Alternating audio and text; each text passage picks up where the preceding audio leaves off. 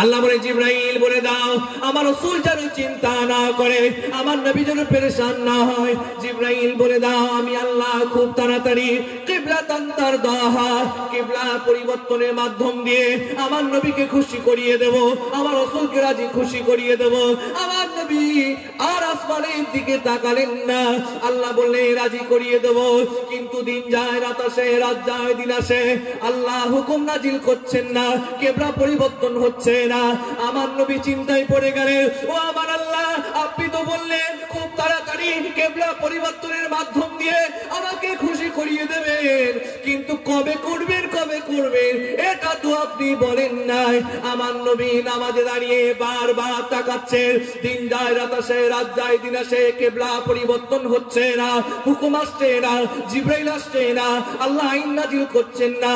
আমার নবী একদিন আসর কিংবা জোহরের নামাজে দাঁড়িয়ে গিয়েছে, বাইতুল মুকাদ্দাসের দিকে মুখ করে আমার নবী ইমামতির দিকে দাঁড়িয়ে গেছেন। আমার নবীর পিছনে সাহাবারা দাঁড়িয়ে, আবু বকর দাঁড়িয়ে, ওসমান দাঁড়িয়ে, বেলাল দাঁড়িয়ে, ওমর দাঁড়িয়ে, সমস্ত সাহাবারা দাঁড়িয়ে গিয়েছে। আল্লাহ নবী দুরাকাত নামাজ বাইতুল মুকাদ্দাসের দিকে মুখ করে পড়েছেন, বাকি দুরাকাত পড়বেন। আল্লাহ বলে জিবরাইল আমার রাসূলকে গিয়ে জানিয়ে দাও, হাবিবকে জানিয়ে দাও আমি আল্লাহ পাক নবীর মনের ইচ্ছা কবুল করে নিয়ে বাইতুল মুকাদ্দাসকে নয় খানায়ে কাবাকে কিবলাটা বানিয়ে দিলাম। আল্লাহু আকবার। আপনারা একজন দেন নারায়ে তাকবীর। সিলসিলা হক মুজাদ্দিদে জামান আমার দাদা পীর সাহেবকে ওরা হক সিলসিলা নারায়ে তাকবীর। আল্লাহু আকবার। হুজুর নামাজে দাঁড়িয়েছেন, দুরাকাত নামাজ বাইতুল মুকাদ্দাসের দিকে। কষ্ট হচ্ছে নাকি আপনাদের? আমার কথা বোঝা যাচ্ছে তো? পিছন দিকের ভাইরা আমার আওয়াজ পাচ্ছেন তো নাকি? মাশাআল্লাহ। রাসূল করিম দুরাকাত নামাজ বাইতুল মুকাদ্দাসের দিকে মুখ করে পড়েছেন, বাকি দুরাকাত পড়বেন। আল্লাহ বলেন জিবরাইল বলে দাও আর বাইতুল মুকাদ্দাসের দিকে তাকাতে হবে না, আমি আল্লাহ খানায়ে কাবাকে কিবলা বানিয়ে দিলাম। সুবহানাল্লাহ। হুজুর এই নামাজেই ঘুরে গেছে, নামাজের ভেতরে ঘুরে গেছে। দুরাকাত পড়েছেন পশ্চিম দিকে মুখ করে, বোঝানোর জন্য বলছি। দুরাকাত পড়েছেন পূর্ব দিকে মুখ করে, আর বাকি দুরাকাত পড়েছেন পশ্চিম দিকে মুখ করে।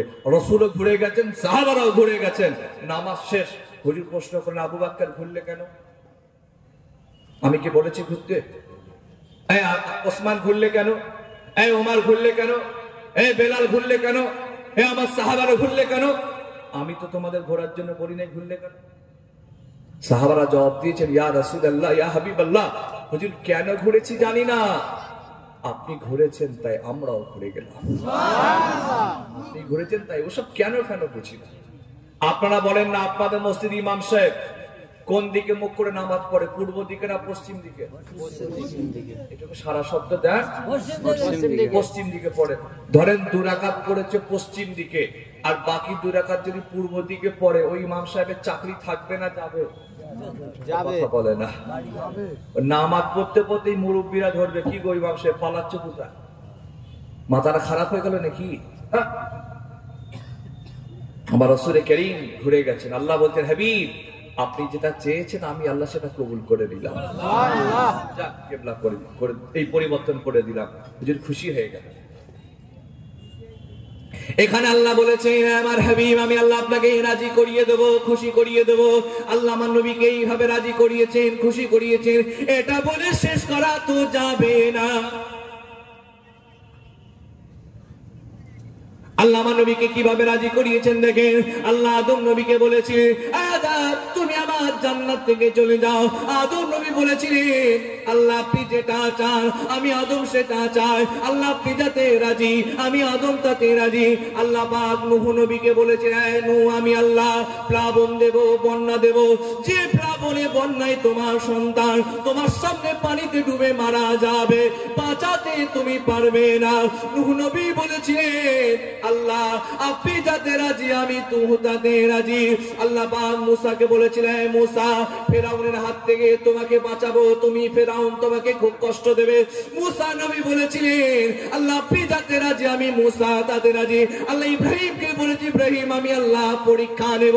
ইব্রাহিম নবী বলেছেন আল্লাহ আপনি যেটা চান আমি সেটা চাই।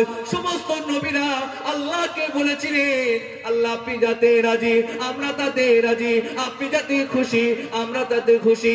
কিন্তু আল্লাহ আমার রাসূলকে বলেছিলেন এ হাবিব আপনি যাতে খুশি আমি আল্লাহ তাতে খুশি। সুবহানাল্লাহ। হাবিব আপনি যেটা চান আমি সেটা চাই।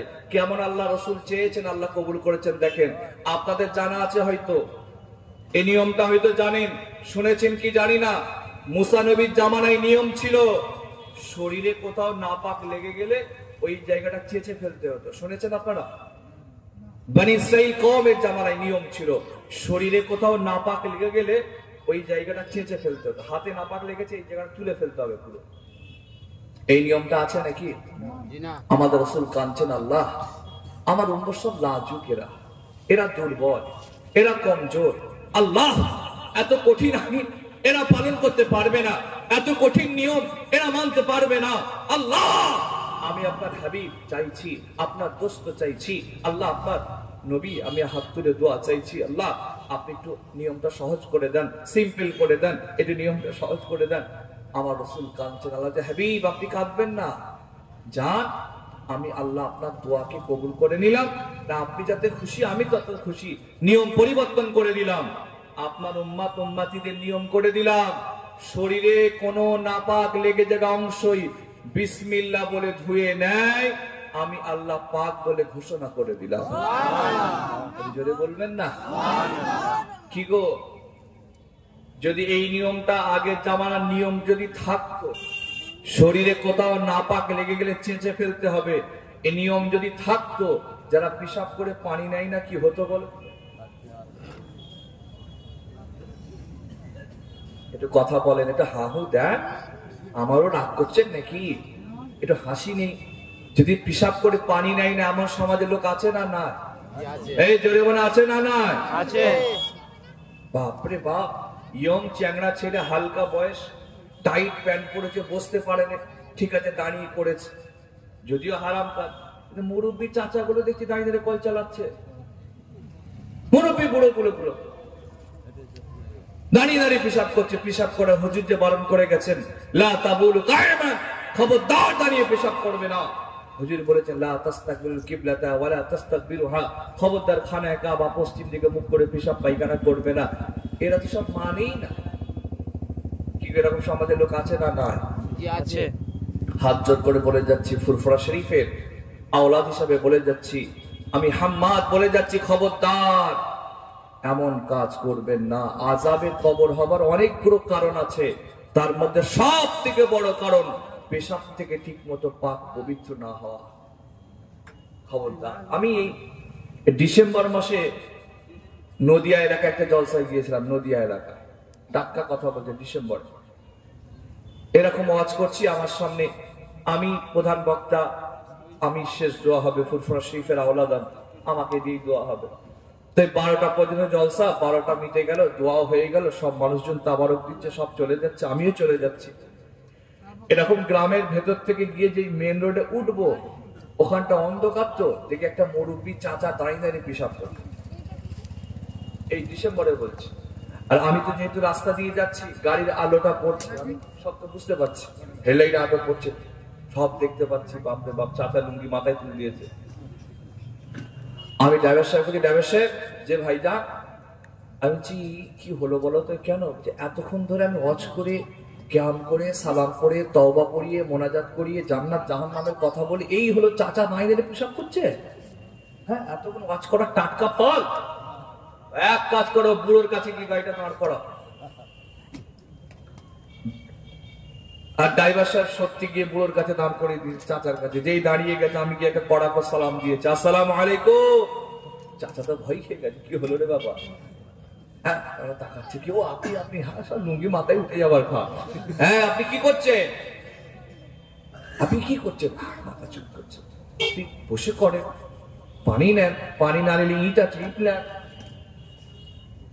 আমাকে বলছে আপনি যা ওয়াজ করছিলেন দম বন্ধ হয়ে পেট ফুলে যাচ্ছিল, আর রাখতে পারে ওই অবস্থায় চালিয়ে দিয়েছে। ওই অবস্থায় সব ঠিক আছে, চালিয়েছেন, বসে চালান। আপনি পূর্ব পশ্চিম দেখবেন না, যেদিকে খুশি চালিয়ে দেবেন। আমার আব্বাজান আপনাদের সকলের প্রিয় মানুষ, মহব্বতের মানুষ, ভালোবাসার মানুষ, মুজাদ্দিদ জামান দাদা পীর সাহেব কেরালা মাদ্রাসার শাইখুল হাদিস পীর আল্লামা সৈয়দ আমজাদ হোসেন আল বুখারী আমার আব্বাজান একটা কথা ওয়াজ করতে করতে বলেন, বাবা